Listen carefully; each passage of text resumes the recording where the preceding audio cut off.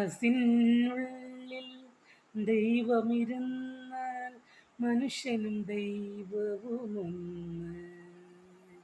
മനസ്സിനുള്ളിൽ മഹിമകൾ വന്നാൽ മഹേശ്വരൻ വരുമെന്ന്, മണികണ്ഠൻ വരുമെന്ന്.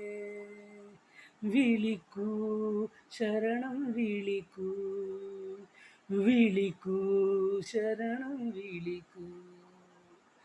മനസ്സിനുള്ളിൽ ദൈവമിരുന്നാൽ മനുഷ്യനും ദൈവവുമൊന്ന്.